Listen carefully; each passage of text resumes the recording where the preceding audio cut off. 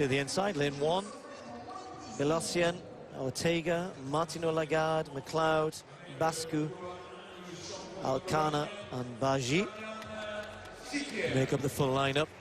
And interesting, in this part of the world, the interest in this event is huge. Of course, the French with so much talent.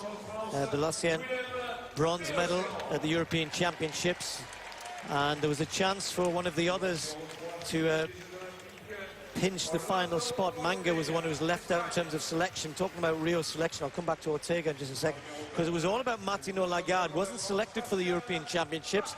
He was only in 6th place in the French Olympic trials, but he has been selected 2 days ago. That was confirmed, so he will be there, as indeed will this man, unbeaten in 2016. What a year he's having. The world indoor champion, running superbly well, 100 meters and the high hurdles.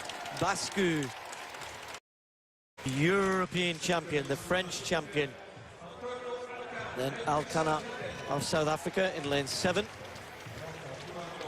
And the silver medalist, what a brilliant performance it was from Baji of Hungary in Amsterdam last week. A new national record, 13.28. So Martino Lagarde struggling to find form. McLeod has been in superb form. Ortega still doesn't know. He thinks he can still go to represent Spain at the Olympics. According to IAAF, his eligibility doesn't start until November of this year. It's Ortega of Spain. He's in 3. Martino Lagarde has been given the middle lane in 4. So the organisers putting their faith in him if nobody else is. McLeod in 5. Bascu is in lane 6.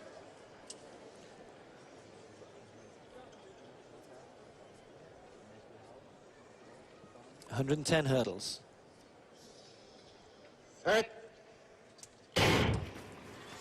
Safely away, and McLeod got a terrible start. Going well, Bascu alongside, and Martino Lagarde trying to get into this with Bascu leading it, but here comes McLeod. On clatters that one. It's still Bascu at the minute and over right on the far side. Ortega gets it!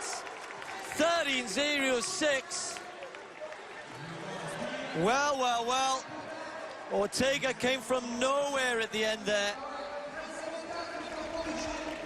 He didn't get a good start. It was all happening on this side. Bascu was away. He was being chased down by McLeod, who made a right hash of things and ended up on the track. And indeed, his number's the only thing left there lying in front of us. But then the man who finished strongly was Ortega. And as I was saying, Tim, he's in a bit of turmoil at the moment, because he thinks he should be going to the Olympic Games to represent Spain.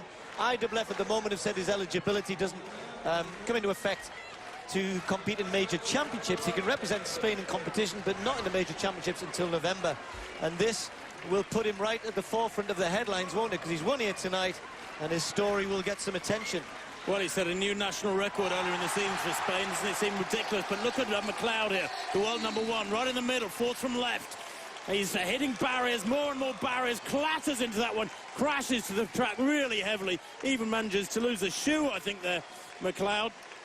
But it shows what an unforgiving discipline this is, doesn't it? Ortega, 3rd from right, very, very smooth indeed, taking those barriers in his stride, keeping Martino Lagarde at bay, never gives the others a sniff, Ortega, because that was faultless. Brilliant run.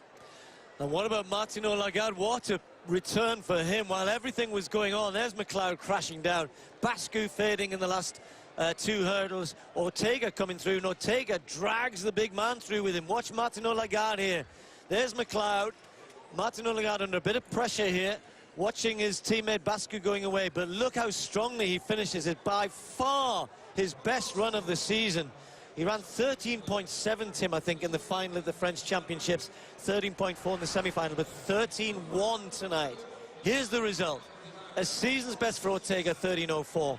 A personal best for Bascu, despite everything going around him in 2nd